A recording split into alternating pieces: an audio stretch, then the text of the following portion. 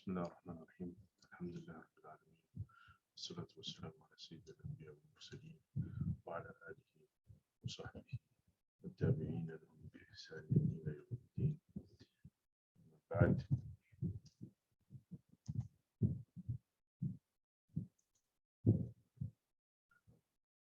inshallah, this lesson we will be continuing our discussion on interpretation. We began a number of lessons ago, and the topic for today is dealing with the general and the specific, general text and or general expressions and specific expressions. And also, so this is known in Arabic as Amm and Khass. Amm and Khass. Then you also have what is known as Mutlaq and Muqayyad. Mutlaq and Muqayyad. So this lesson sort of it will brush on both of these topics today. Mutlaq is, so Amm and Khass is general and specific, and Muqayyad is unqualified or absolute. So if something is absolute or unqualified, this is known as mutlaq. And then if it's been qualified, this will be called.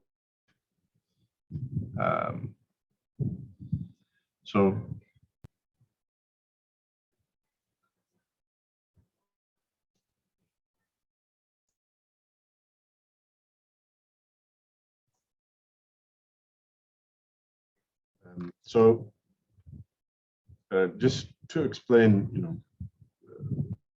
the mutlaq and muqayyad is Amm.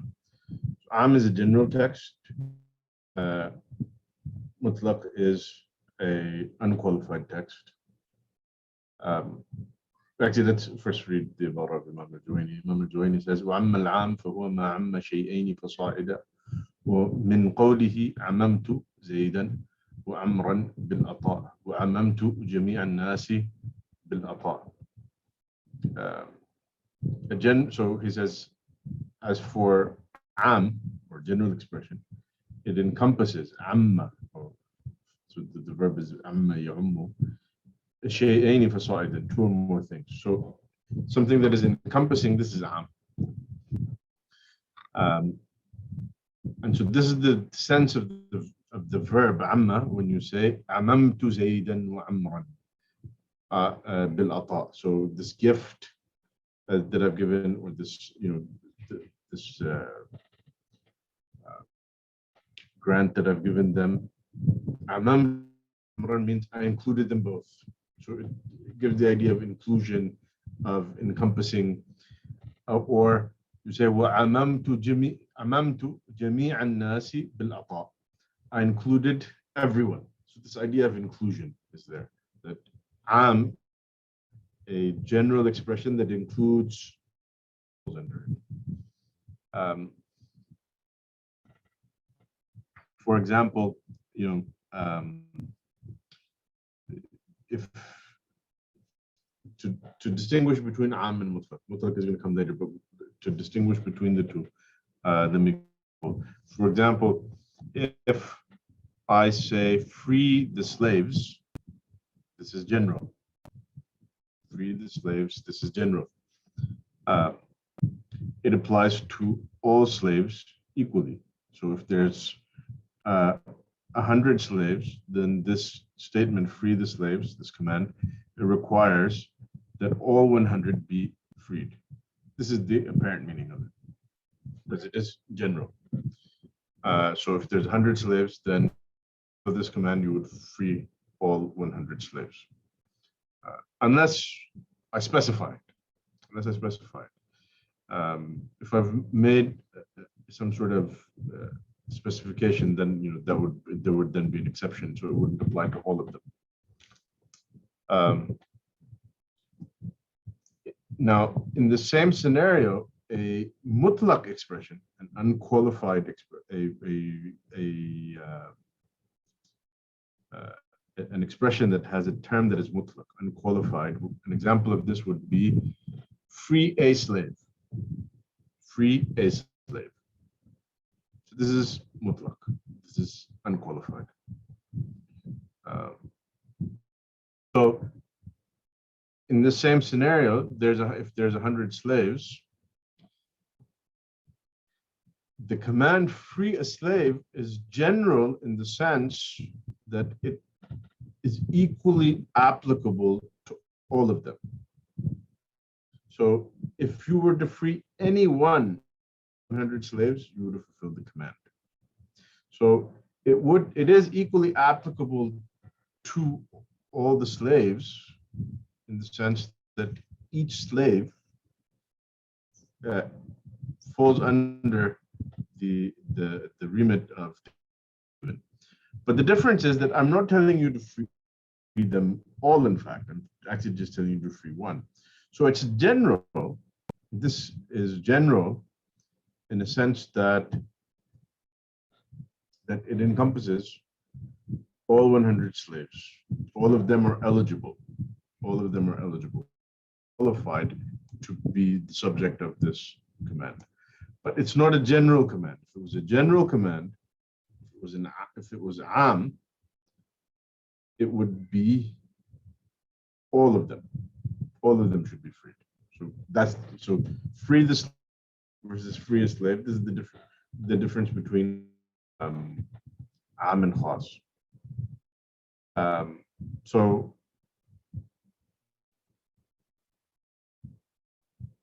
yeah, so free a slave is mutlaq, not Amm, not Amm. Even though there is a sense in which it's general in the sense that all slaves are eligible for this, being the subject of this command.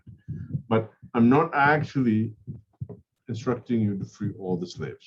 I'm instructing you to free a slave. So it could be any one of those 100. So you can see how it applies to all 100, but not in this, but it applies to all 100 in the sense that each one of them is qualified to be that one slave that I've asked you to free. When I say free the slaves, I'm asking you to free all of them. That's the difference between Amm. That's the difference between Amm and Mutlaq. And so this would then become muqayyad if I said free a believing slave. So if we suppose that half of these slaves are Muslim and half are non-Muslim, then the 50 who are non-Muslim are disqualified to free a believing slave. So this is now taqyid. This is taqyid al-mutlaq. Okay. Concerning the usage of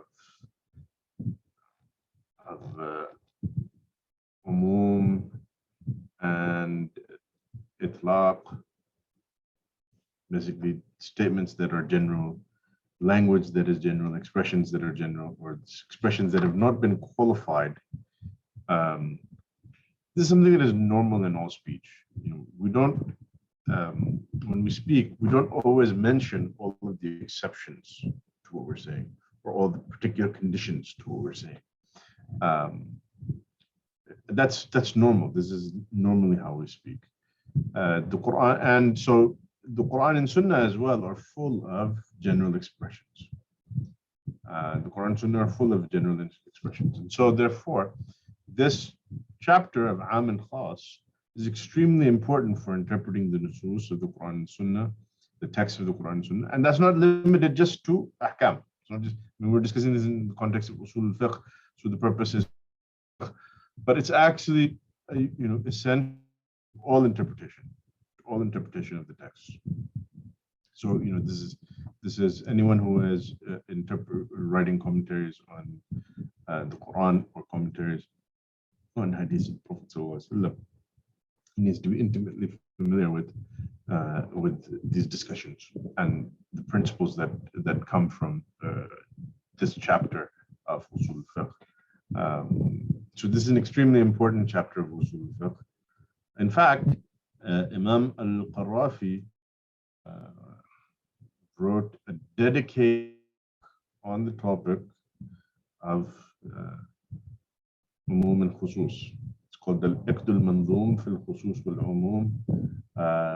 It's published in 2 big volumes. It's like 1,000 pages. He goes into detail and has a lot of linguistic discussion and discussion about how and gets into all of the different things that would come under this, that could be forms of Umum and Khusus, and a host of issues that there were the difference of opinion. So it's an extremely important topic in fiqh. This quote that you see here on the screen, this is from a book by Ibn Taymiyyah. Particular context in which he's mentioning it is not really that relevant to us. He's actually in the context of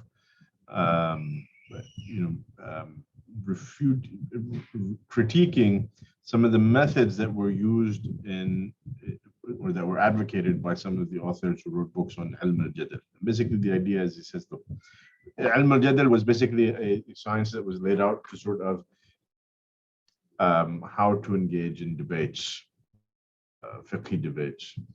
And so there is Jadal that is good in the sense that Ilm al-Jadal has things that are good in the sense that it regulates or provides guidelines on how to conduct a fiqhi debate, how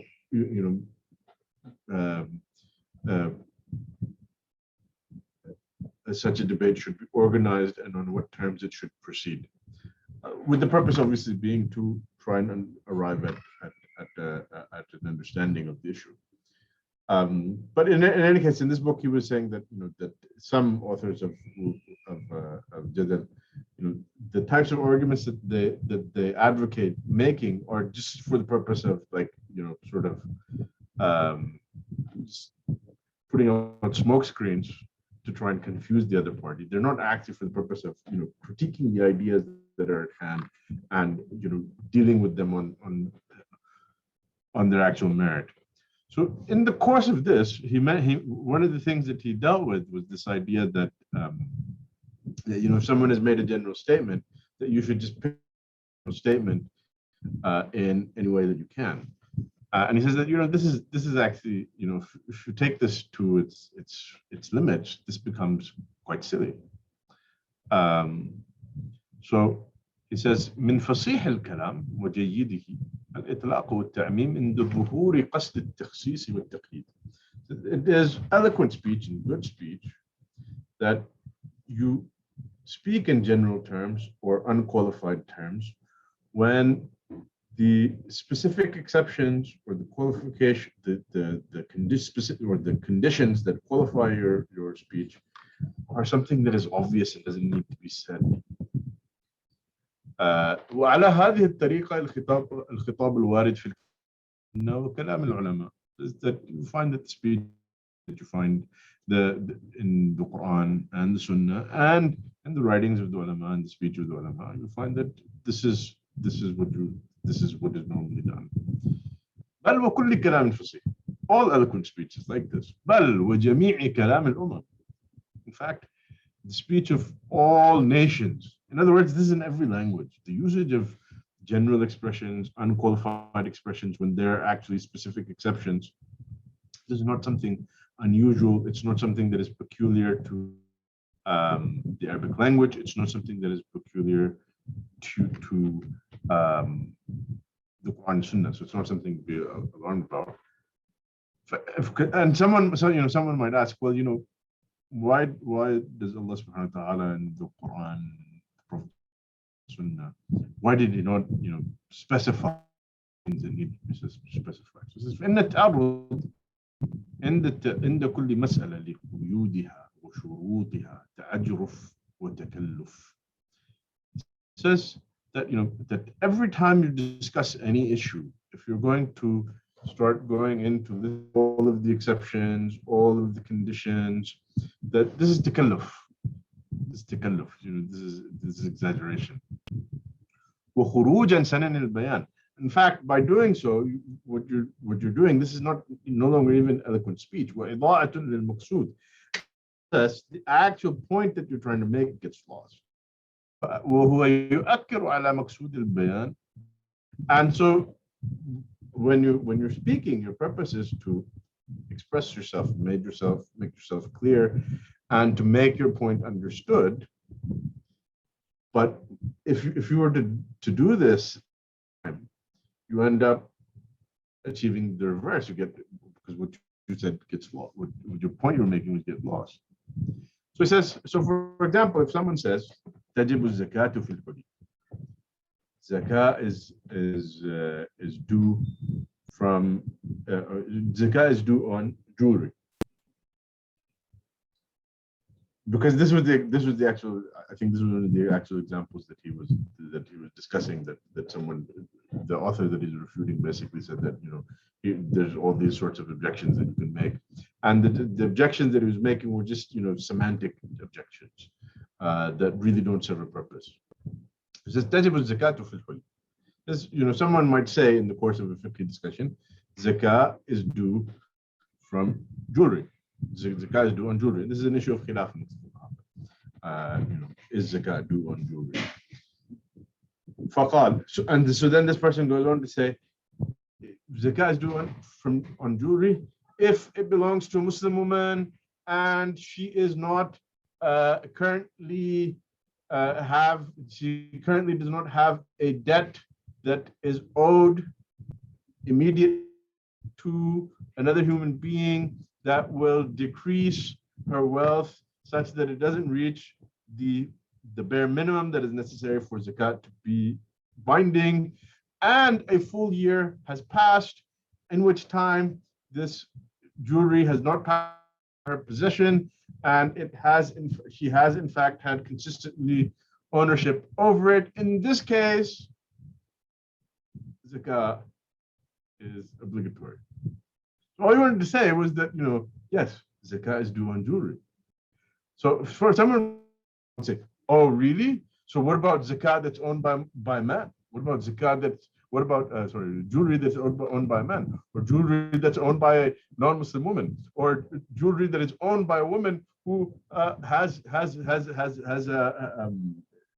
debt as a she the actual amount of money, her debt from it, her property, you subtract her debt from it, she doesn't have a nisab, or it's been less than a year. So this is basically what he's dealing with. It's just that nobody speaks like this. Nobody speaks like this. So the use of general expressions, this is completely normal.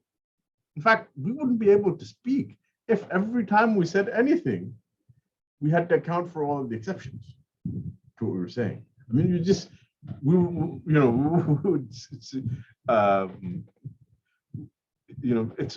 not possible. By the way, when you read books of fiqh, particularly the later books of fiqh, oftentimes, as the fiqh literature develops, the later authors will include all of these exceptions and details of the rulings, which is natural in a book of fiqh, because to apply the ruling, you have to understand what are its exceptions and its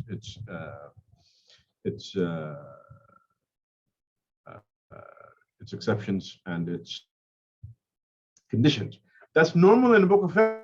Even with that, what you will find is that the earlier books tend to mention sort of the obvious things, and as time passed, people were like, but he didn't mention this.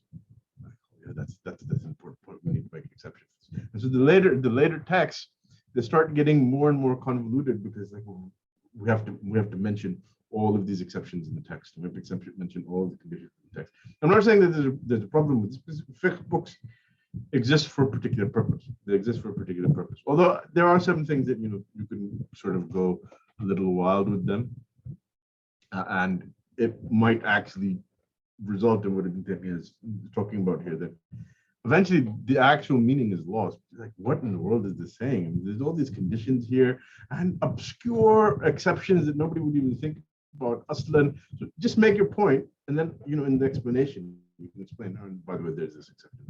You don't have to try and say that zakat is due when. Like every time you speak, if you can do that, then it actually becomes very confusing. And so in normal speech, we speak like a matan in fiqh. Nobody does. In fact, the fuqaha themselves don't either, and that's the reason why it took centuries for fuqaha from later generations to say, the text missed this exception and it missed that exception. So when I write my text, I'm going to add these exceptions and I'm going to add these qualifications in the earlier text. And well, because when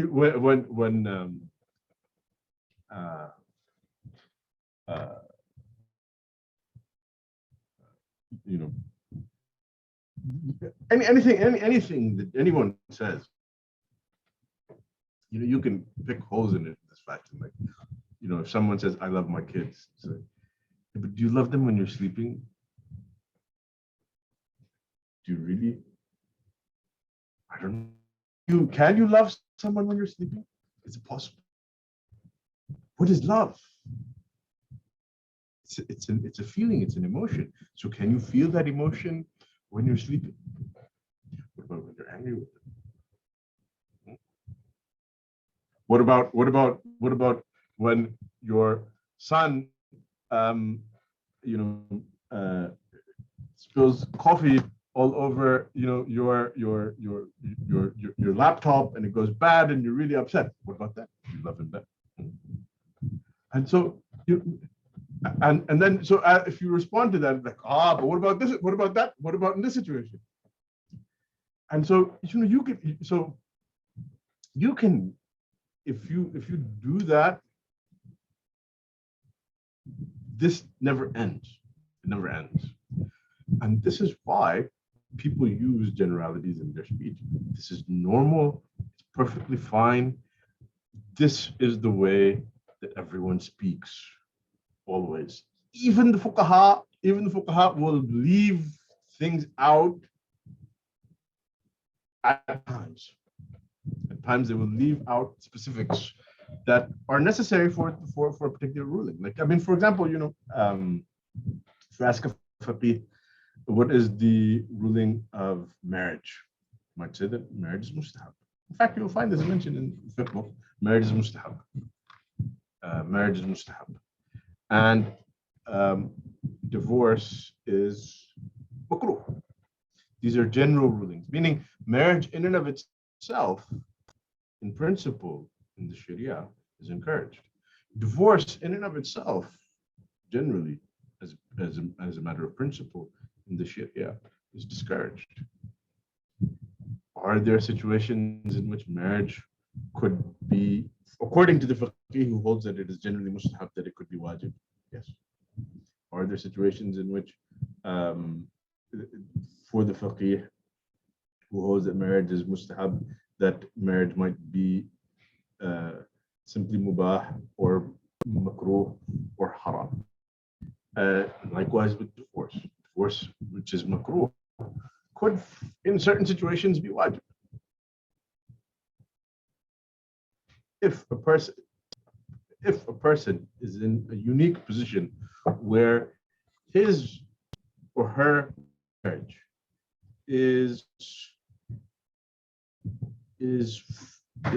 in a fundamental way damaging to their religion, then it could be very well be wajib for this person to get divorced.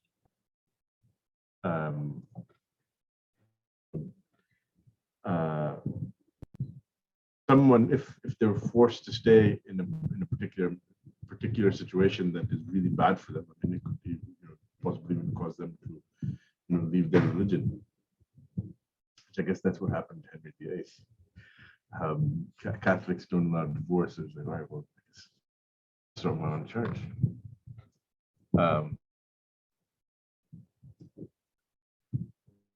So in any case, Ibn Taymiyyah, he says, وَقَدْ لَا يَسْتَحْضِرُ الْمُتَكَلِّمْ جَمِيعَ الشُّرُوطِ وَالْمَوَانِعِ.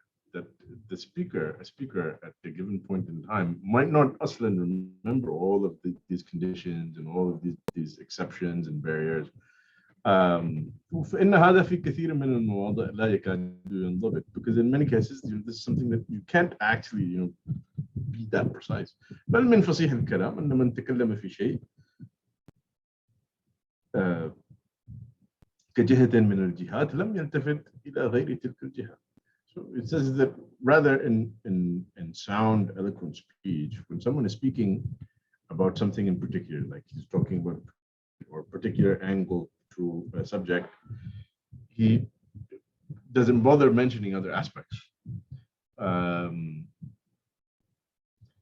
so he says, so to carry on with the example that he mentioned, he says that, so therefore, when a fiqh debate is taking, and it's clear that my intent is that I'm saying zakah is obligatory on that jewelry which has been kept for the purpose of use, which is generally permissible, and that there are shurut for this obligation, and there are certain exceptions to this obligation, which I'm simply not stating, then it's obvious what I intend. I don't need to mention all of those things. And for you to start trying to use that to pick holes in what I'm saying, that's absurd. This is not how, again, this is in the context of a fiqh debate. He's saying this is not how a fiqh debate should proceed. Fiqh straight to the point and deal with the real issues.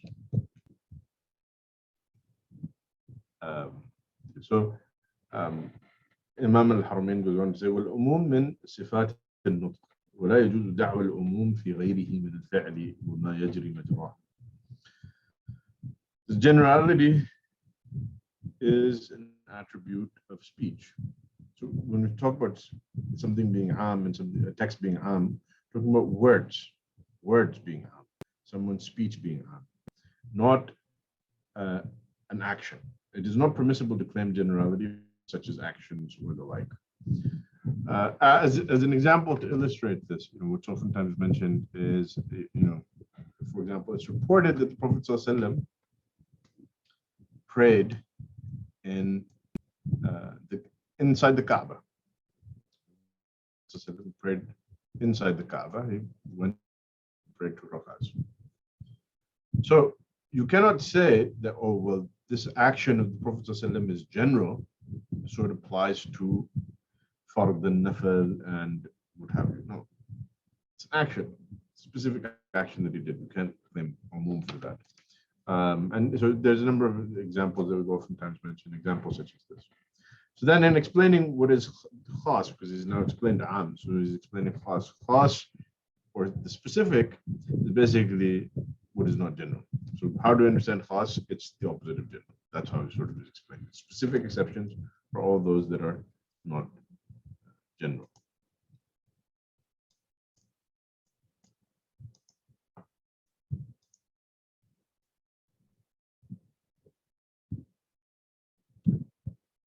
And then he goes on to say, وَأَلْفَاظُهُ أَرْبَعَةٌ.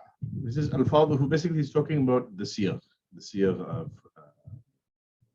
or the forms that am take. This is known as Siyagh al-Umum, or the verbal forms of general expressions. Siyagh al-Umum. So he lists 4 of them. There's many. You'll find in books of usul fiqh that they've listed many of them, but he's sort of highlighting 4 of the main ones. Again, this is an important topic. Al-Ala'i has actually written a dedicated book on this, titled it تلقيح الفهوم في تنقيح صيغ العموم. Actually about a 500-page book just dealing with the Siyagh al-Umum, or the verbal forms that general expressions take. And Taqiyuddin al-Subki, is Taqiyuddin al-Subki, the father of Tajuddin al-Subki. He actually wrote a short risala dealing with one of the forms of general expressions, which is kul. It's not listed here, but kul is one of them. Kul meaning everything. So when you say, kullu nafsin, every soul, that is general. So he wrote a risala on this called Ahkam wa ma alayhi tadul. The sort of the rules of kul, the word kul, and its meanings, the meanings that it indicates. So he's listed four of them: الاسم الواحد المعرف بالألف واللام، الاسم الجمع، اسم الجمع المعرف بهما، الأسماء المبهمة، كمن في من يعقل، وما في ما لا يعقل، وأي في الجميع، وأين في المكان، ومتى في الزمان، وما في الاستفهام والجزاء وغيره. Note there's a repetition ما, but we'll get to that.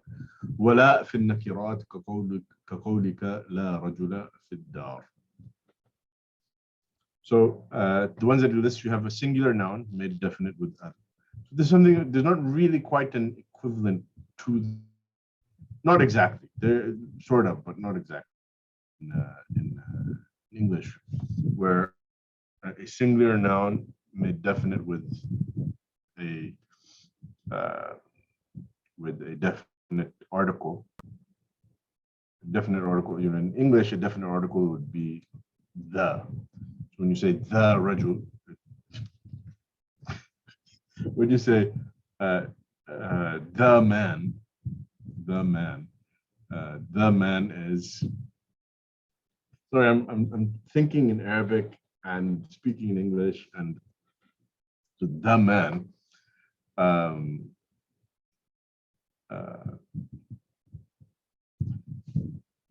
So the man, this is been made definite with the definite article the.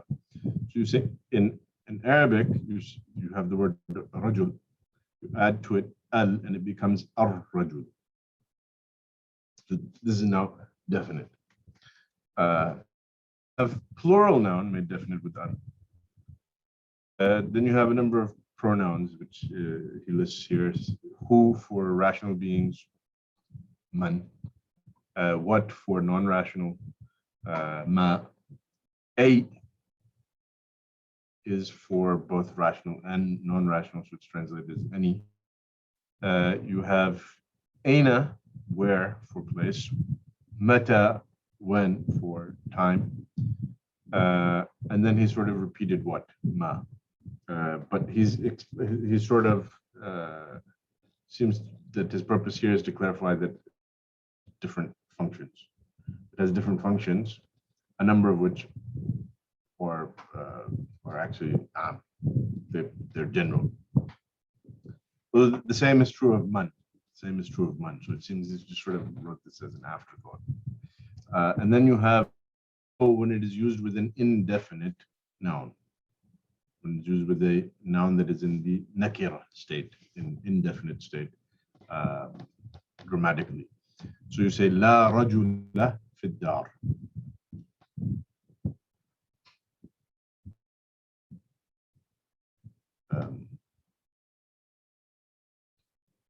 So this means there is no man in the house. So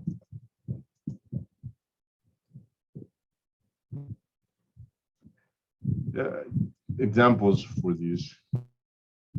So you have al-ism al-wahid al-alifi wal-lam.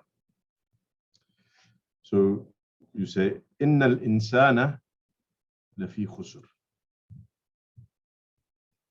Verily, man is in loss.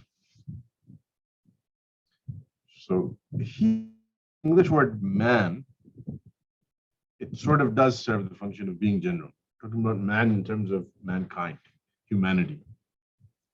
And so you might even see, I don't know if some of the translators maybe translated this verse as, indeed, humanity is in loss, mankind is in loss.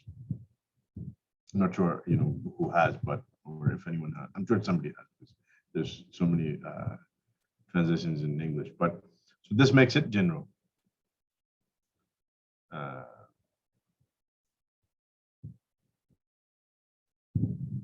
الزاني والزانية فاجلدوا كل واحد منهما 100 جلدة.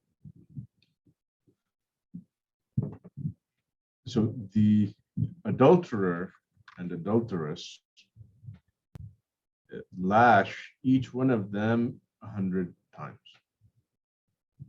You have azani is am because it has the al, and azania is am because it has the al. Also note the highlighted in blue fajdidu. Fajdidu is a fi'l amr. It's a command. It's in the imperative. We talked about the last two lessons. So you'll note here that you have in a single text. Oftentimes you should pay attention with texts that are that contain commands. You have to look out for, are there words that are general? Have those general words been specified, etc. The other example, السارق والسارقة فقطعوا أيديهم. The male thief and female thief. So you have السارق, السارقة, فقطعوا. فقطعوا here is also, it's a command. It's a command. So again, you have to pay attention to commands that, in the context, the command telling you something general, and then looking for other evidences that might indicate that there's some specification of that. Then you have the plural with al. وإذا بلغ الأطفال منكم الحلم. When children reach puberty, let them take permission when entering into the bedroom, basically into your private space. قد أفلح المؤمنون. Indeed, the believers have been successful. So أطفال is plural of طفل, child. So أطفال is children. المؤمنون obviously is plural of مؤمن. And so it has قد أفلح المؤمنون. The believers are successful. Means all of the believers have success. فلاح. Then you have these different pronouns. من يعمل سوءا يجزى به. Whoever does evil will be recompensed for it, will be punished for it. من تشبه بقوم فهو منهم. Whoever imitates a people, he is from them. So these are general, means whoever does this, anyone who does this, everyone who does this, this is applicable to them. وما تفعلوا من خير يعلمه الله. Whatever you do of good, Allah knows it. So the ma here indicates everything that you do that is good. So the next few examples are not actually from texts of the Quran or Sunnah. أي عبيدي جاءك فهو حر. Whichever of my slaves comes to you, then he is free. أين كان زيد كنت. Wherever Zayd is, I am with him. Meaning wherever he goes, I'm going to be with him. متى شئت جئتك. Whenever you want, I will come to you. So this applies to all times. You want me to come now, I'll come now. You want me to come again later, I'll come again later. So this is with these pronouns. There's more discussion under these, but it's a little bit technical linguistic discussion, which I'm not sure I'm going to get into in English. So, basically, the point that he had made about what having different meanings. So you have ma is used, which is known as ma al-mawsula. So, for example, you say, وكلتك في قبض مالي على الناس. So I have made you my deputy in taking possession of whatever is owed to me from other people. The ma here, this is what is known as ma al-mawsula. Then you have uh, uh, what is known as ma shartiya. Ma taf'al af'al.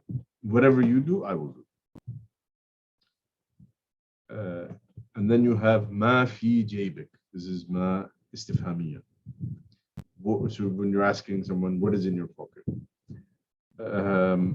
So this last one you might, well, how is this general? What is in your, you're asking somebody what's in their pocket. What's the generality here? Basically, the idea is that you're asking about everything that is possible to be put in the pocket.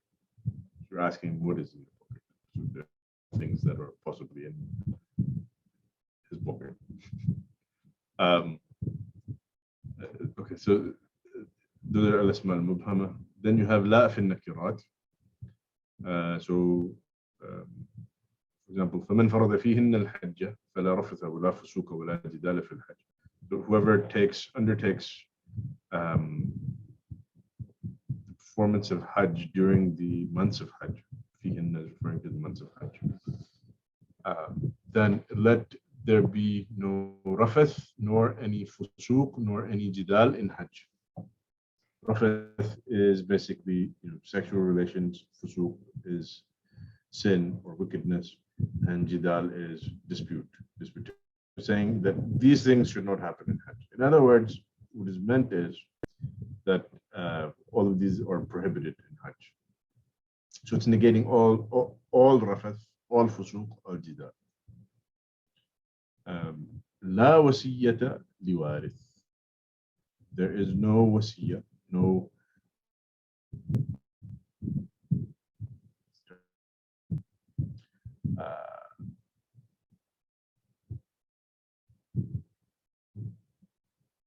wasiyah is basically when you make a specifically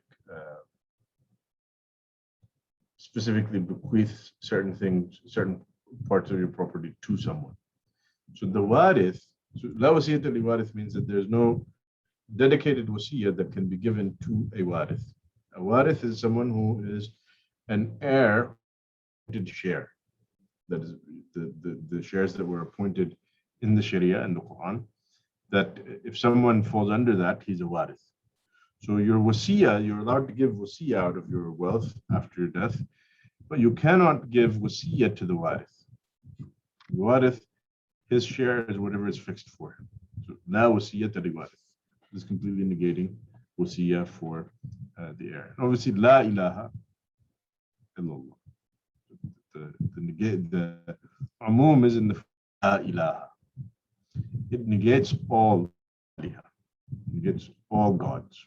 There is no God. And then you have the specification except for Allah. So this is actually an example of Takhsis, of making the general specific. So you have a general negation of gods, and then you have the specific affirmation of Allah as the only God. There is no other God. There's no God but Allah. This particular example is oftentimes mentioned in debates in usul al-fiqh books when they ask, well, what is evidence that there is such a thing as general expressions, and some of them say, well, maybe there's no such thing as general and specific expressions. How do we know that that general expressions are general? And so one of the things that they point out is they say, look, unless we say that this expression is general, la ilaha illallah, that the first part is general, then essentially what we're saying is that the kalima, la ilaha illallah, it doesn't negate gods besides Allah, which obviously is absurd. So this is one of the examples that is used to prove this point.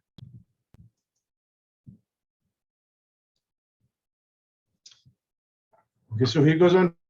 تمييز بعض الجملة وهو ينقسم إلى منفصل. Specification is to distinguish part of a whole. Takhsis. Takhsis is the Arabic term. Is to distinguish part of a whole. وهو ينقسم إلى متصل ومنفصل. There's two categories of takhsis. You have attached specification, where it's attached to the text itself. and you have detached specification. Takhsis muttasil, takhsis munfasil. So takhsis or takhsis al-Amm basically means making the general specific. That's what takhsis means, making the general specific. Or in other words, making specific exceptions to the generality of a general expression. And so these mukhassisat, or if you like, for takhsis, their function is that they indicate the ways in which an expression that is general, how it should be understood in a narrower and more specific fashion. Or you could say that that these mukhassisat, these evidences of takhsis, of specification, that they identify the specific exceptions that exist to a general statement.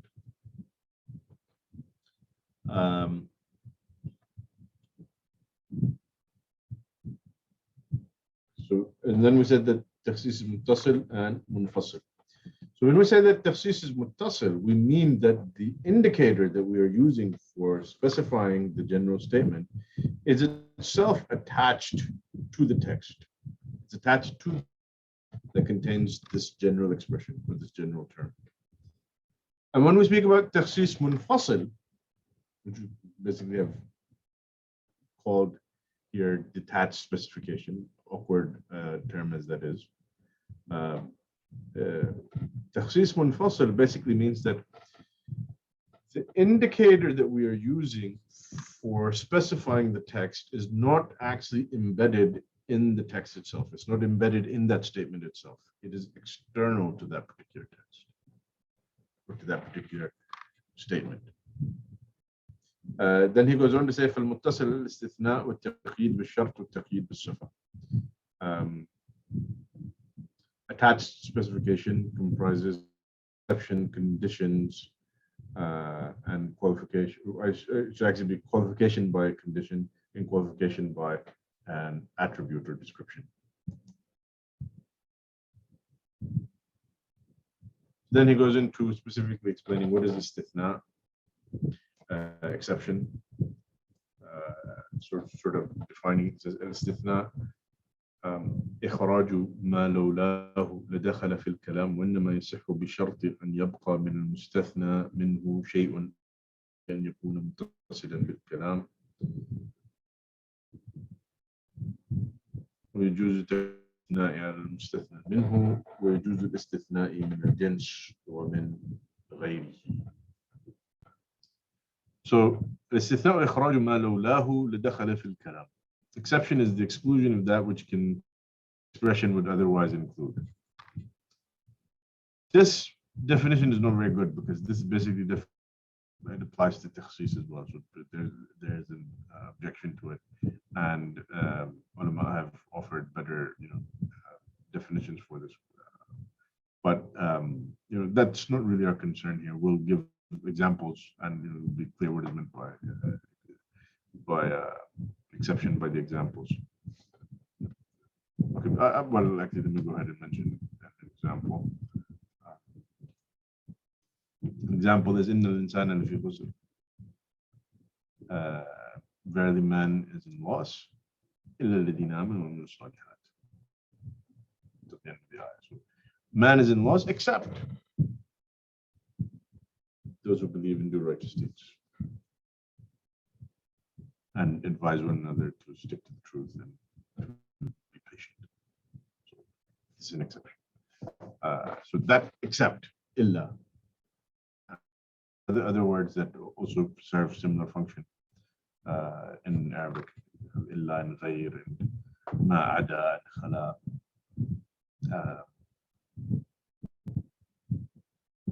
All of these are basically sort of for making this exception. So then he says exception is only valid on condition that there remains something of that from which the exception was made. Because if you say, I'll give you 10 dirhams, except 10 dirhams. You haven't said anything. That's nonsense. That doesn't work. Another condition is that the exception be connected to the expression from which exception is being made. Meaning, it should be continuous speech. It should be continuous speech. So,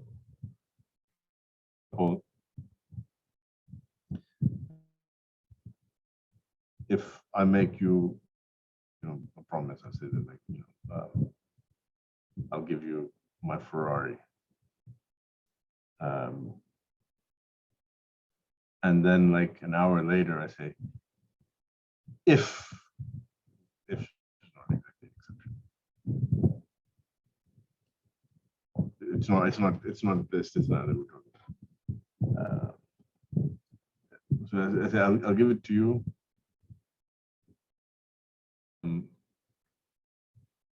Unless you don't actually pay me $1 million for it.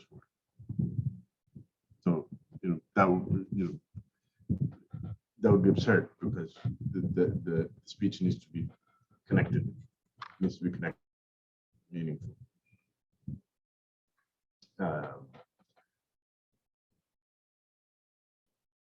ويجوز تقديم الاستثناء على المستثنى منه ويجوز الاستثناء من الجنس ومن غيره.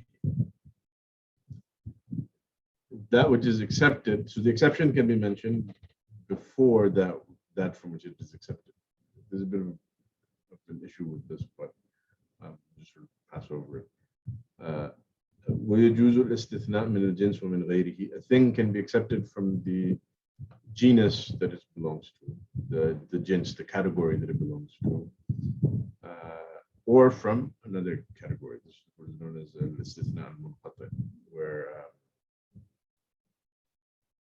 for example, وإذ قلنا للملائكة اسجدوا لآدم فسجد لآدم قلنا للملائكة اسجدوا لآدم فسجدوا إلا إبليس. Remember when we said to the angels, to Adam, so they're probably except for Iblis. According to the view that Iblis is not an angel, or he's not an angel, but according to the view that Iblis was never an angel, there is actually ikhtilaf amongst the Mufassirin on this. Was he actually an angel, or was he an angel?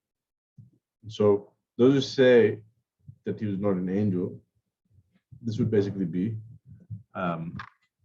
istithna munqati, meaning you made the exception, although he was not actually one of them. But there is a relationship there that makes sense. That it makes sense to make this sort of exception.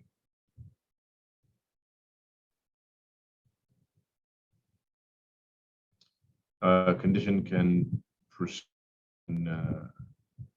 come before it's what is made conditional upon it. I don't know why I made this its own slide.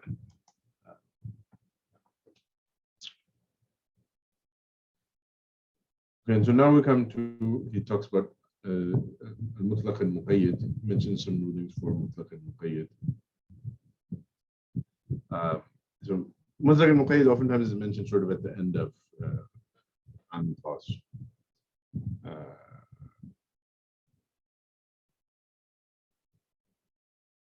So he says, well, المقيد بالصفة يحمل عليه المطلق كالرقبة قيدت ببعض المواضع.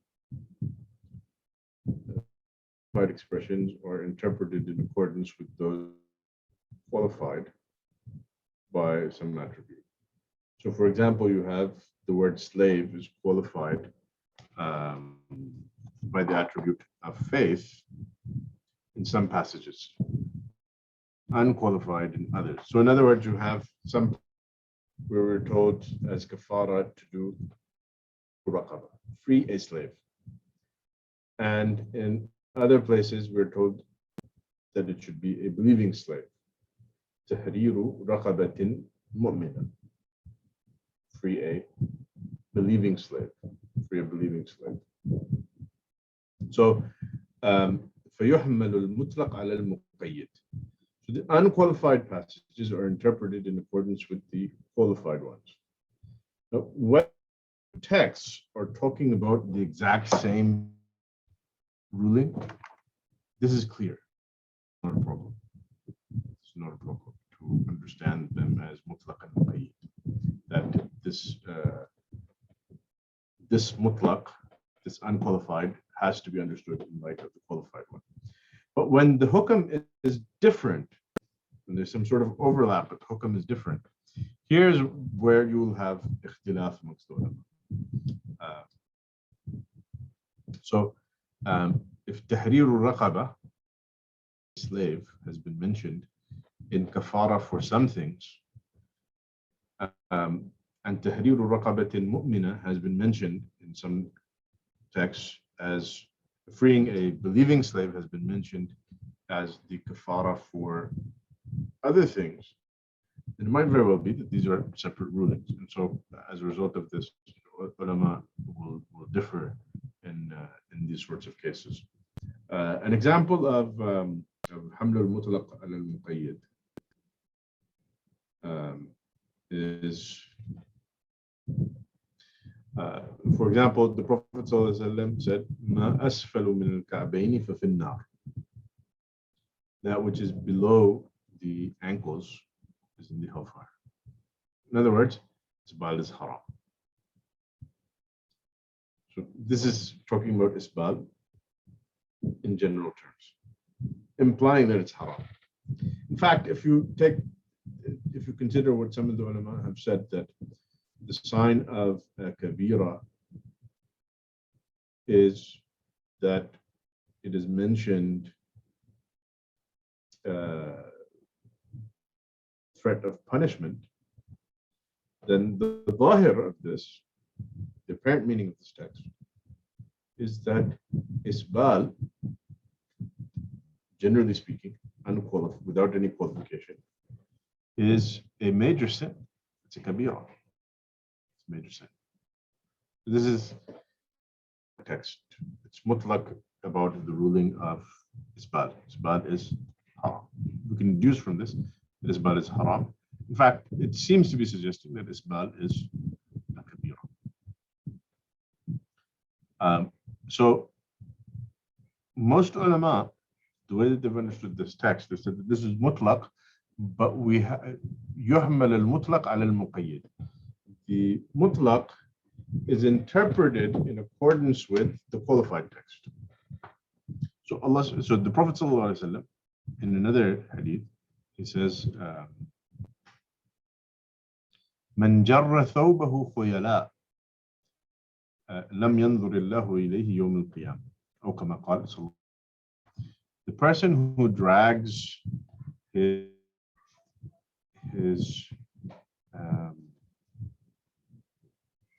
garment out of pride and arrogance.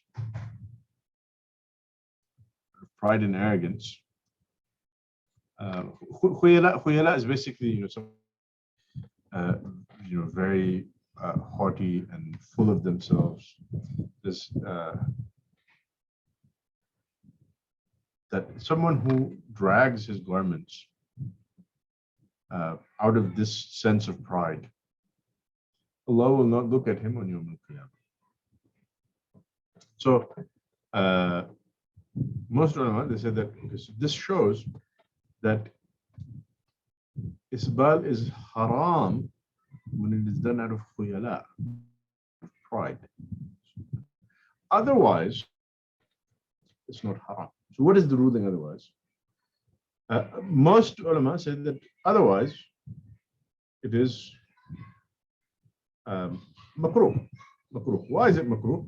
Because it resembles the behavior of these people who are mukhtar, basically the prideful. It resembles the behavior of people who are prideful. And so, obviously it's not behavior that I believe a Muslim would want to engage in.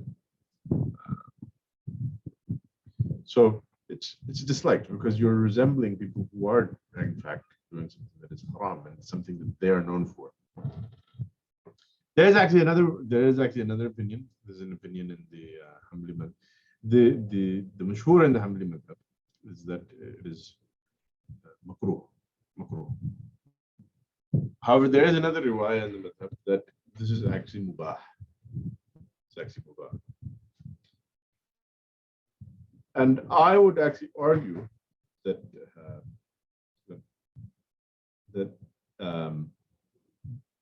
garments which are not associated with this sort of ostentatious show of pride, that concerning these garments, wearing them such that they fall below the ankle. Isbal is for the garment basically to go beyond the ankle or to reach. Is in such garments permissible. Pants, for example. Pants, I mean trousers. I know in the UK they say pants for something else. Trousers. So you have to translate what I say into British. So trousers that are worn, actually backing up to understand what is sort of meant here. Basically, the idea of dragging the garments being a sign of khuyala, it brings to mind the images of, like a king, for example, or who has these long robes that he's wearing and possibly, is dragging behind him.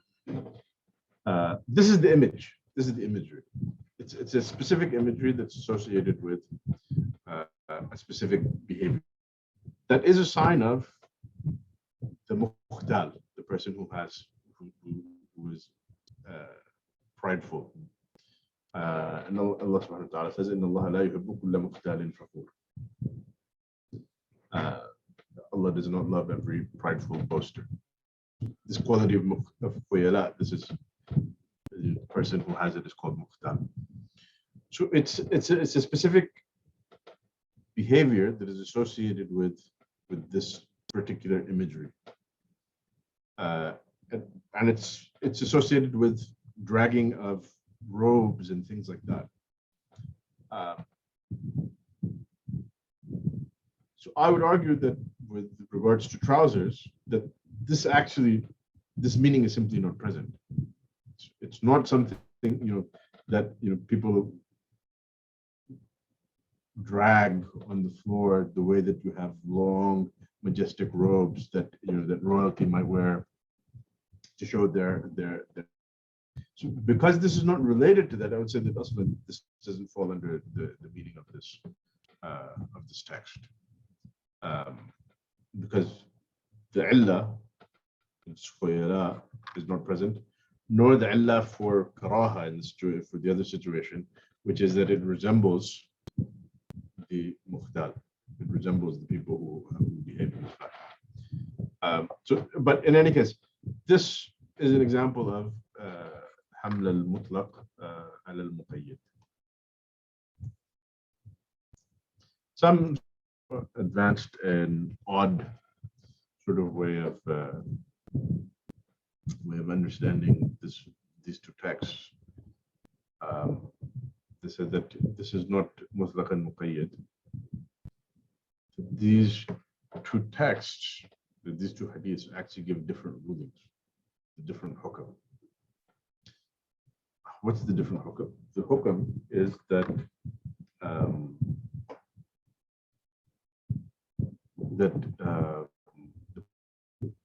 does isbal out of, Allah will not look at him on Yawm al-Qiyamah. The ruling of the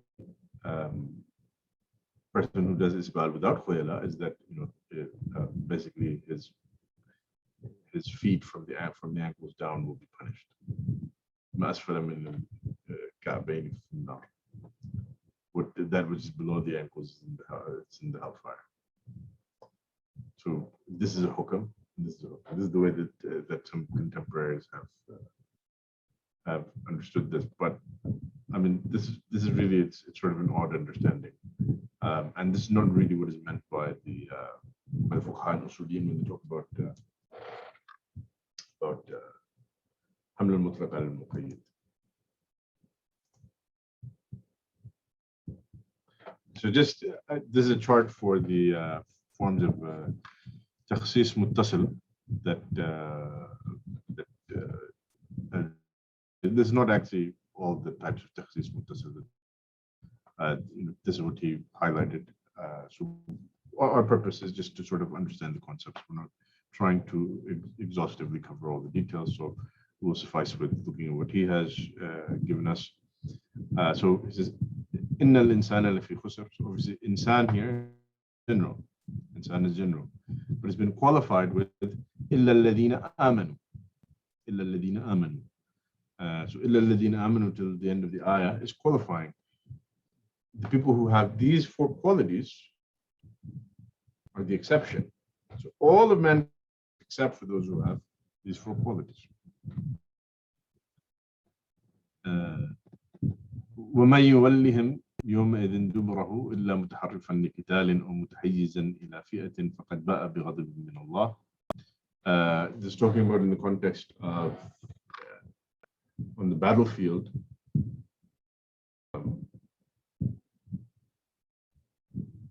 When someone is on the battlefield with the army in Jihad, whoever turns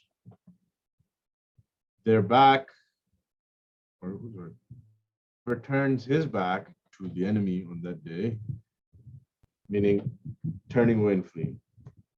So the one who turns his back on that day to the enemy, except if he is doing so as part of a stratagem for war. So it's part of an actual military tactic that we're going to feign a retreat, for example.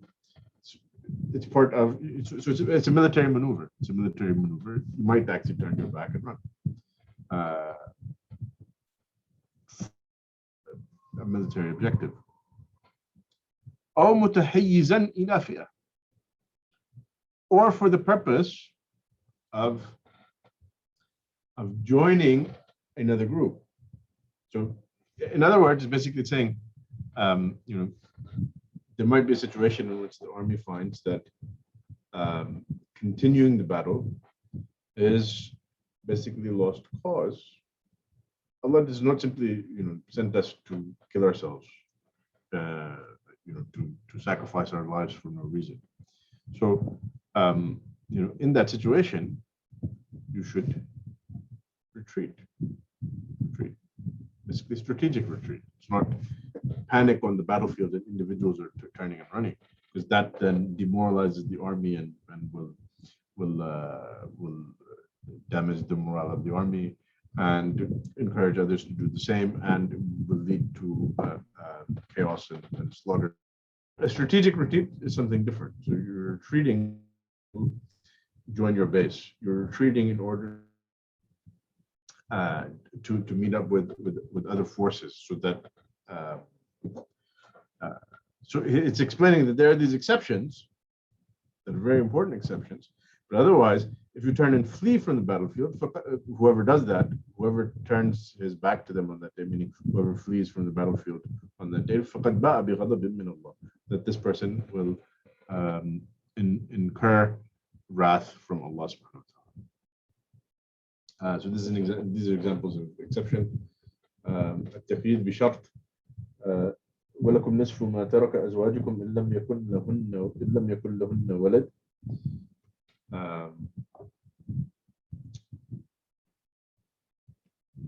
You're entitled to half of what your wives leave behind of inheritance, with the condition if they don't have any offspring.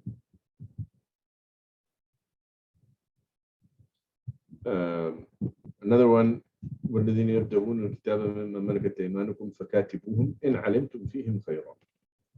Those who seek the kitab, which is the basically the contractual arrangement, slave and master, for the slave to earn his freedom.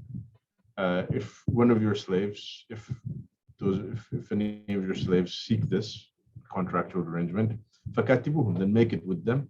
إن علمتم فيهم خيرا, if you know that they have good in them, which basically means that if you know that this person is capable of earning and has some ability, and possibly it could also be understood to mean that if you know them to be good and upright. وإن كن أولات حمل فأنفقوا عليهن. If they are pregnant, then spend on them, provide for them financially. This is a case of the shart coming, the condition coming before what it has made condition, the hukam that is made conditional, which is when you should spend on the divorcee, the divorced wife. التقييد بصفة. When we talk about sifa, we're not talking about what is known as not. It's not limited to that. It's just any description that qualifies a term. So we have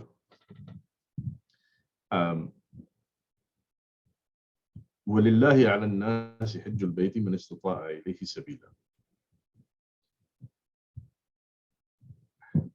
Pilgrimage to the house is a binding obligation or due to Allah from the people or from mankind. An-nas here now is general. Why is it is plural?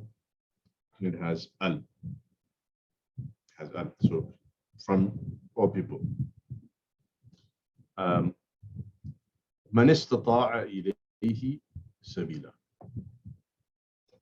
Then it's been qualified with a particular attribute. Those people who have this particular attribute, من استطاع إليه سبيلا, whoever has the means to take the path, whoever finds the means to that path. So this comes back to what we had actually mentioned at the end of the last lesson, that when does Hajj actually become obligatory? I guess that's what we're discussing is the obligation immediate. But basically, for those who don't have the capability to make Hajj, Hajj is not obligatory on them, and it does not become obligatory on them until they are able to make Hajj. I guess we did mention that in the previous lesson. They're talking about taklif.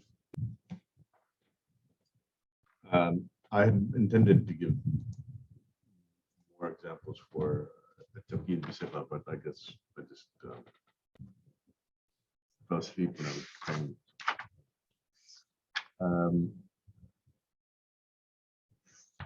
There's plenty of examples for this.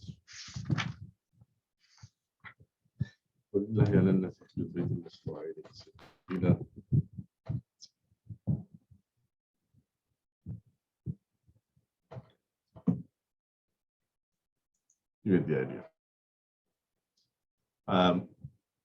So now we come to external takhsis, which is takhsis with external indicators, specifying basically this is external indicators that should demonstrate the specific exceptions to a general text. So when it comes to takhsis munfasil, I'll just share what Fawzan has said here in his commentary, because it's a good succinct explanation. He basically says that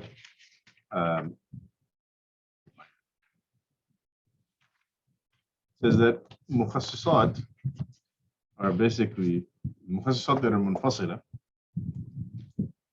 are of three types. So you have basically what he calls hiss. In other words, like physical observation, something that is physical and tangible, empirical. Something that is observable with the senses. Hiss means senses.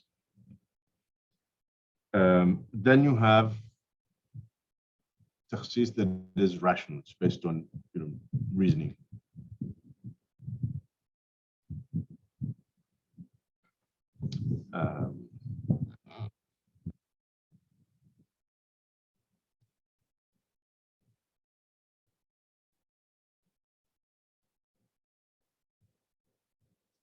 And then finally you have mufassisat that are legal from the shar'i. So these categories that Imam al-Juwayni has mentioned, يجوز تخصيص الكتاب بالكتاب, it's permissible to specify the book with the book, and the book with the sunnah, and the sunnah with the book, and the Quran, and the sunnah by the sunnah. And also speech, meaning the text of the Quran and sunnah, can be specified with qiyas, with analogy, legal analogy. ونعني بالنطق قول الله سبحانه وتعالى وقول الرسول صلى الله عليه وسلم.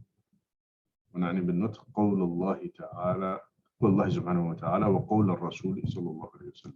And by speech we refer to the speech of Allah subhanahu wa ta'ala and the speech of the messenger.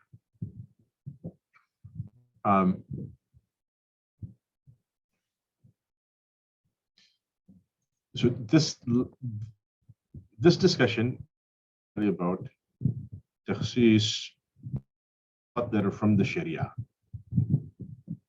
That are from the Sharia. So if we go back to what he said, so that you have Takhsis bil hiss, based on the senses.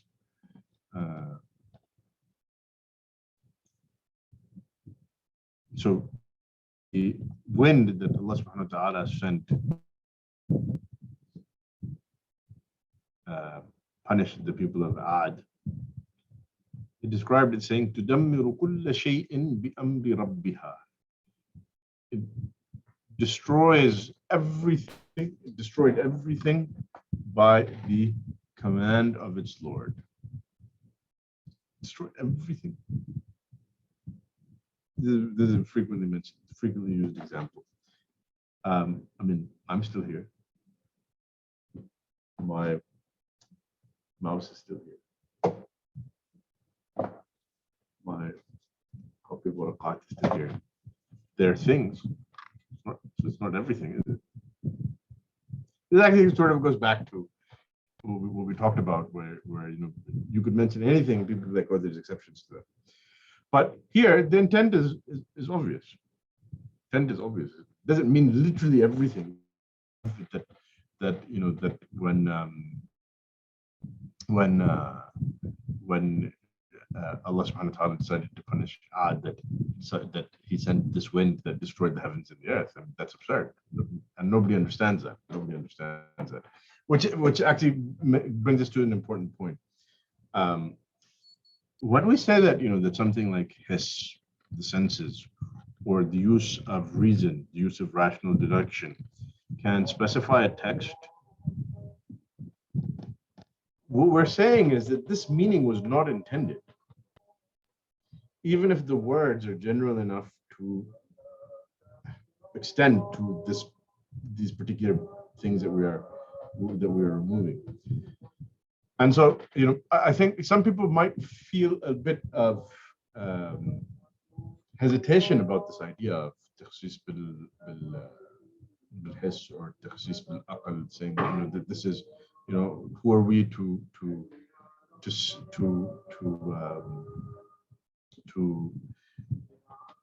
make exceptions to what Allah subhanahu wa ta'ala has said. The thing is, it's not we who are making exceptions to what Allah subhanahu wa ta'ala says. It's that the reason, the use of the senses and reason, lead us to realize that this is what Allah subhanahu wa ta'ala meant. This is what Allah subhanahu wa ta'ala is saying. And that this meaning that we are making an exception is not actually intended by the text to begin with. So an example of mentioned for Takhsis bil-aql, it's oftentimes mentioned. For example, Allah says, Allahu khaliq kulli shay. Allah is the creator of everything. So everything includes himself. Obviously, he didn't create himself. Allah subhanahu wa ta'ala exists without beginning and without end. Also, Allah subhanahu wa ta'ala says, Kullu shay'in halikun illa wajha. Everything shall perish except for his face. Now, obviously, when it says illa wajha, we know that this means that he will not perish. It's not just his face. It's not just the sifa of his, but he will not perish. This is reason we can understand from this is not meant.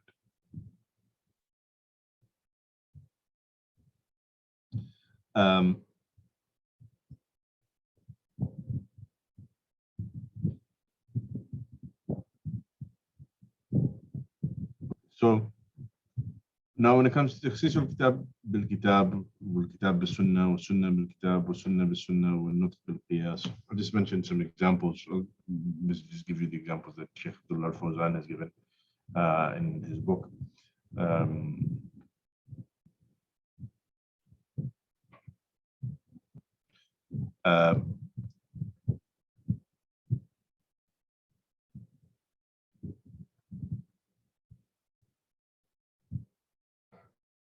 So Allah subhanahu wa ta'ala says, وَالْمُطَلَّقَاتُ يَتَرَبَّصْنَ بِأَنفُسِهِنَّ ثَلَاثَةَ قُرُوءٍ. That women who have been divorced, al-mutallaqat, this is jam, it's plural, it's with al.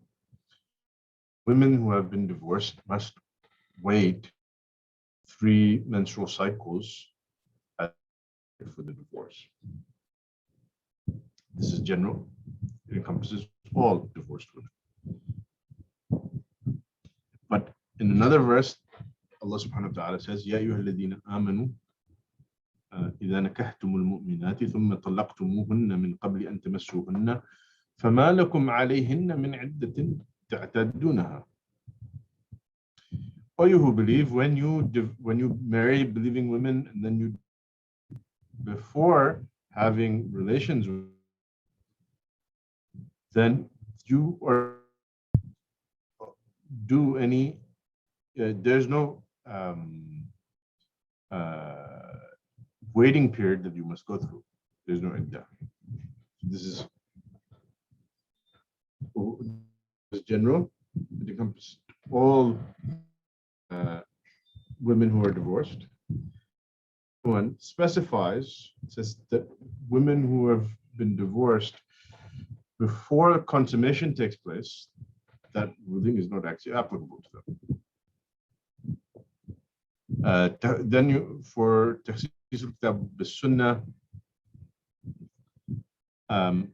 he mentions, Allah subhanahu wa ta'ala says in Surah An-Nisa, وَأُحِلَّ لَكُمْ مَا وَرَاءَ ذَلِكُمْ. So Allah lists women that are prohibited for you to marry. He says, what is وَأُحِلَّ لَكُمْ مَا وَرَاءَ ذَلِكُمْ.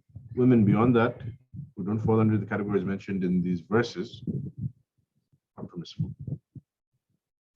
But then an exception is made with the hadith, لا تنكح المرأة على عمتها ولا على خالتها.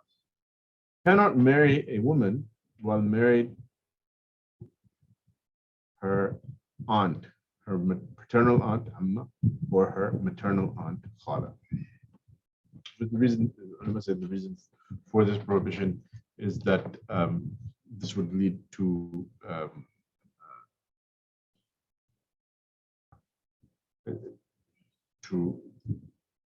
souring of relations between these two close relatives. like the prohibition on marrying two sisters at the same time, which is mentioned in the Quran. Then you have Takhsis of Sunnah bi Sunnah.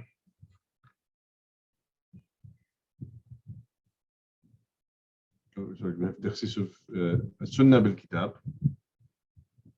So mentions we have this general text says Umirtu an uqatil an-nas hatta yaqulu la ilaha illallah. I've been ordered to fight the people until they say la ilaha illallah. But then we have texts and the Quran hatta yu'tul jizyata an yadin wa hum saghirun. But actually, say la ilaha illallah. They can give jizya.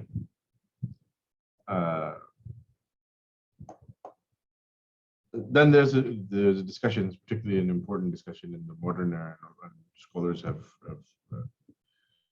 come into this. I don't want to actually get into this issues, and this is maybe I should have used another example, but yeah, there's another question, which is who actually are we intended to fight?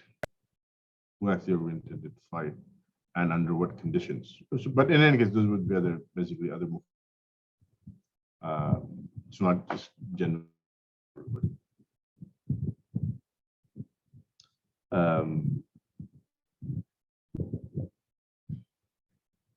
In any case, Sheikh Yusuf al-Qaradawi has a very important book on fiqh al-Jihad. Makes a very lengthy argument concerning offensive jihad. I don't want to get into the details of it, and I don't necessarily agree with all of his arguments. But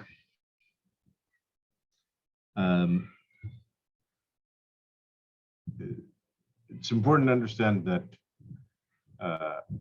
conventions of warfare have changed drastically from the pre-modern era to the modern era. And the very nature of warfare has changed drastically. So the rulings naturally will change in light of that. Political conventions that govern warfare have also changed radically. And obviously all of those things have to be taken when it comes to the rulings concerning warfare. So one hadith that is relevant to the discussion, the Prophet ﷺ said, leave the Turks alone so long as they leave you alone. There's sort of a play on words here because it says utruk turk. Utruku means leave, a Turk means the Turks. Ma tarakukum. So utruk turk tarakukum. Utruk turk ma tarakukum. Leave the Turks alone as long as they leave you alone. Wada al-Habasha ma wada'ukum. And leave the Ethiopians alone so long as they leave you alone, so long as they're not starting hostilities with them. So it seems a lot that the idea here is that there is a distinction between nations with whom there is a state of hostility and those with whom there is not. And this has to be taken.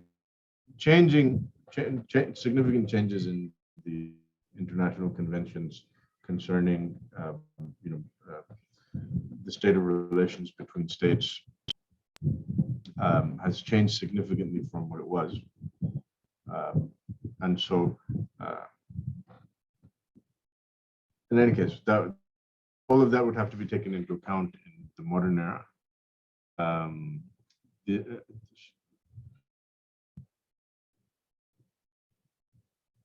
And I don't know if I really want to discuss this, but basically, the idea that certainly in the modern era, I would say, this should be in an era where, number one, war is so destructive in a way that it was not in the past, or at least did not have to be in the past. Obviously, Genghis Khan was quite destructive, but that was because they chose to war in a certain fashion. Is now so destructive, and the major powers in the world are now nuclear powers. So, as a result of this, under this reality, offensive wars are simply they're a non-starter, basically. I mean, you can sort of pick on weak countries that have no one to protect them, but in terms of the major power balances that exist, the major powers are clear powers. Weapons, basically, essentially, they have. I don't know what's the situation now, but we had discussions from the time of the Cold War about how they had so much nuclear weapons stockpiled that they could basically blow up the face of the earth like many times over. Which, I mean, so in that situation, political objectives cannot realistically be advanced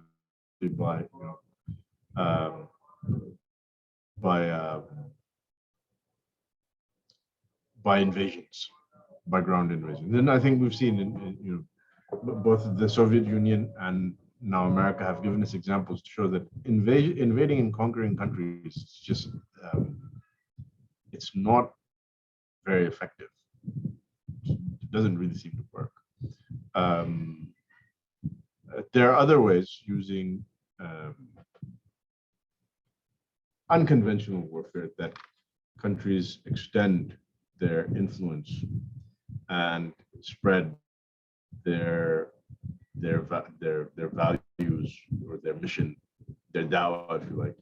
In our case, obviously, our dawah is the dawah of Islam. For other people, their dawah might be the dawah that your children have the right to be rainbow-colored transgender unicorns, whether you like it or not. And so, they have ways in which they go about spreading that. And so we have to put ourselves in a situation where we can counter that dawah and be in a position of strength to spread our dawah. And that is the purpose of jihad. And that, and political and economic and even military power can be brought to bear for those purposes. But it would not be in the conventional sense of invading and conquering countries. And I think that given the way that warfare has changed, that simply is not reasonable. And in any case, this hadith of the Prophet that I mentioned, it indicates that Prophet was laying out a political philosophy for the companions about conducting warfare. That warfare is these sorts of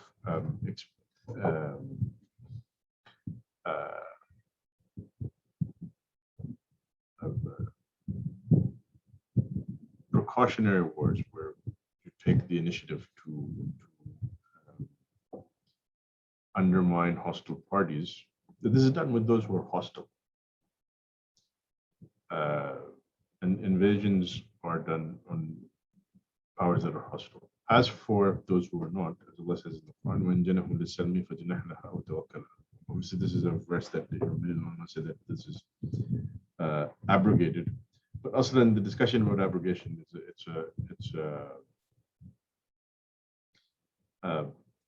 it's a little bit complicated. Maybe we'll get to the chapter on Nasr. Maybe we'll deal with it briefly when we get there. There's a famous claim, the famous statement that is often made that Ayat Saif, the verse of the sword, has abrogated hundreds of verses. This doesn't really mean abrogation in the sense of canceling the original rulings. That's something that we'll get to. There is abrogation in the sense of canceling the rulings, but the word nasakh, which is typically translated as abrogation, in the parlance of the Salaf, it actually has broader meanings, including Takhsis, which we're talking about now. And so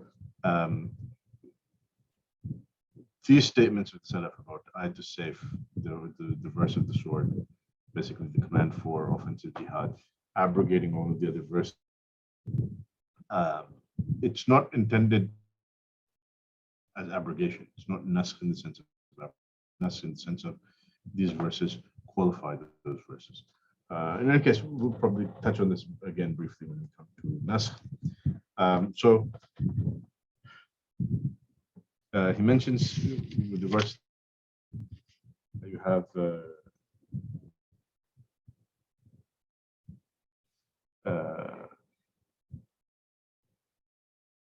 Takhsis sunnah bi sunnah. Sunnah bi sunnah, obviously there's plenty of examples of this. So for example, the Prophet ﷺ said, فيما سقت السماء الأشر. So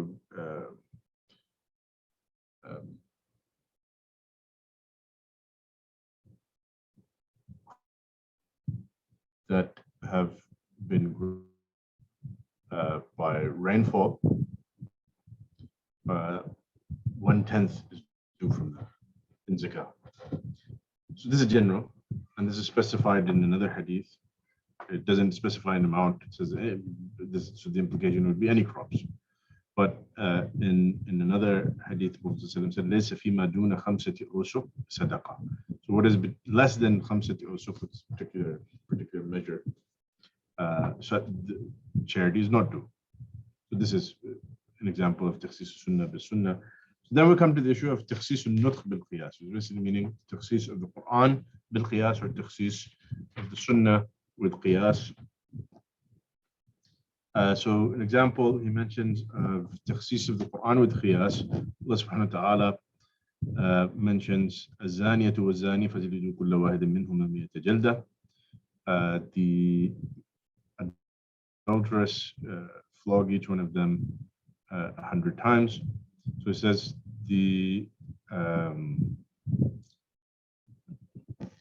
here zani and zaniya is general, as we mentioned, but the zaniya, female zani, the female adulteress, we have an exception when it comes to female slaves, which is mentioned in Surah An-Nisa. فَإِنْ أَتَيْنَ بِفَاحِشَةٍ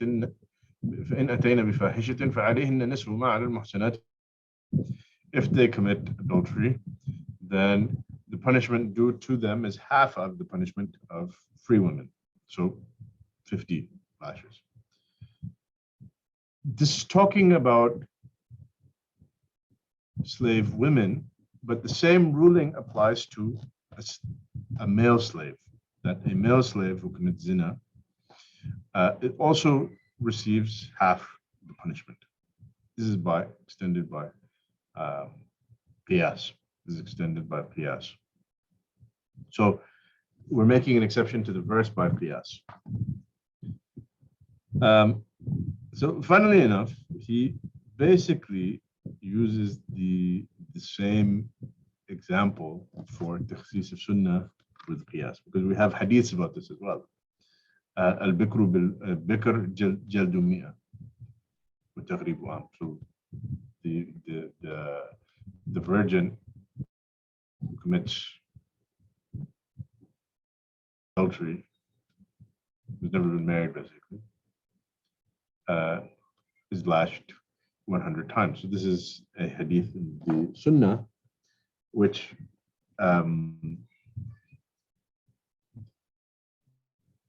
has actually been made takhsis of by the Quran concerning the female slave. And now, based on that ruling that is in that verse of the Quran, we're making qiyas for the male slave and buying this hadith. In any case, you can have sunnah bil qiyas, you can have takhsis of the Quran bil.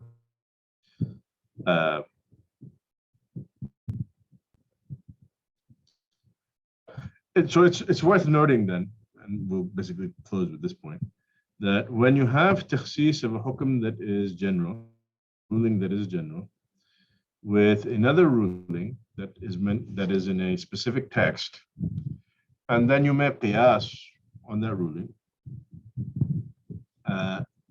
Obviously, you're doing takhsis of the general text, but that qiyas is based on a ruling that is in another text, right? So in a way, it sort of goes back to that text. And so in all of these cases where these bin qiyas, there are texts that are the basis of this qiyas that is now being used as takhsis. So it is sort of, the Quran is indicating, or the Sunnah is indicating, that there are these exceptions. Some of them it's indicating by its lafz, some of them it's indicating by the meaning that underlies that text by qiyas. So an example, I guess, that could be given for this, Allah subhanahu wa ta'ala says, وَأَحَلَّ اللَّهُ الْبَيْعَ. Allah has made lawful al-bay', selling, buying and selling. So any buying and selling is lawful. Except we know that, in the Sunnah we have a host of prohibitions on particular sales or particular types of sales. The rulings of some of those that are found in have been extended to certain types of sales. So anytime you're extending the ruling of any prohibition of sales by qiyas, you're essentially making takhsis of this very text. وَأَحَلَّ اللَّهُ الْبَيْعَ. Allah has made al-bay' lawful. Allah has made buying and selling lawful. So there's a very general text and has a number of specific exceptions, specific that make exceptions to it in the Sunnah, and some of those are extended by qiyas. So you have then all these various exceptions.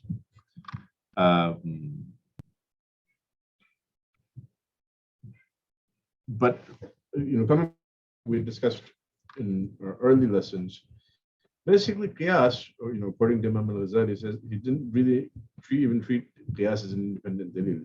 Qiyas is taken from the nusus. The same way that we take from the lafz of the Quran and Sunnah, we also take from the ma'qul, from the rationale that underlies the rulings of the Quran and Sunnah. And so, in a sense, this is a type of takhsis that goes back to doing takhsis of the shar'i text with shar'i texts. Although even then, with this example that I mentioned, someone could say, well, Allah says, وَأَحَلَّ اللَّهُ الْبَيْعَ. Allah has made buying and selling lawful. Allah subhanahu wa ta'ala also says in the Quran, لَا تَأْكُلُوا أَمْوَالَكُمْ بَيْنَكُمْ بِالْبَاطِلِ. Do not consume one another's wealth in falsehood. So someone could, لَا تَأْكُلُوا أَمْوَالَكُمْ بَيْنَكُمْ بِالْبَاطِلِ is doing takhsis of وَأَحَلَّ اللَّهُ الْبَيْعَ. Batil, anything that is a false means of attaining wealth, is unlawful. And so all of the prohibitions then that are in the Sunnah from the Prophet ﷺ of various types of sales, all of the prohibitions that are then extended by some of the fuqaha based on qiyas, are actually just explaining this verse. And this verse is making the exception to وَأَحَلَّ اللَّهُ الْبَيْعَ. Although I think ultimately at some level, there are such broad principles in the Quran and Sunnah, and particularly in the Quran, because the Quran lays down the foundations of the Sharia, that almost anything will come back, any ruling in the Sharia will come back to some broad principles that can be taken from someplace in the Quran. And if you can't stick it with something that is in the Quran, you could stick it as being an exposition of what is in something in the Sunnah. So, in that sense, it all comes back to the Quran and Sunnah basically explaining itself. Or the Quran and Sunnah is explaining itself, but the Quran and Sunnah has to be understood holistically and collectively as a whole. But that involves all of these tools, including the use of Qiyas, the use of reason, etc. So let's stop with that. Anyone have any questions before we get going? I need to get going. It's what time?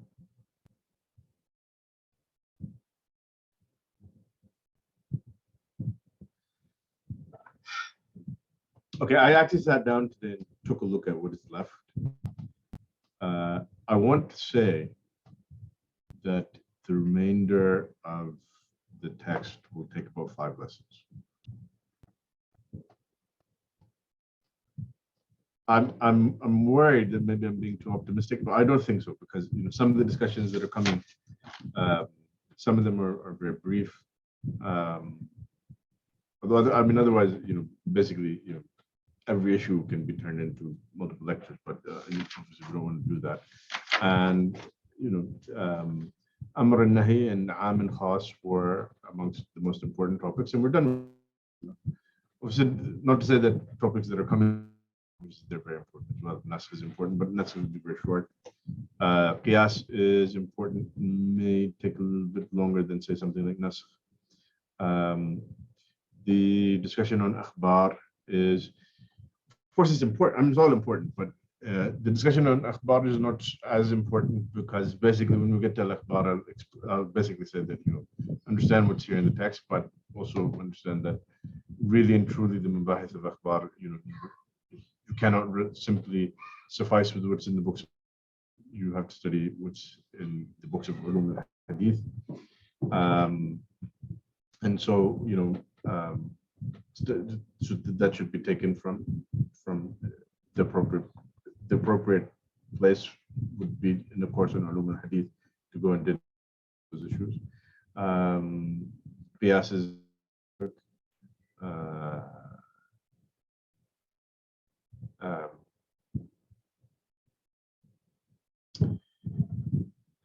and obviously ijma is an important topic, but ijma we'll go over briefly. And then there's ijtihad and taqlid will probably also be one lecture.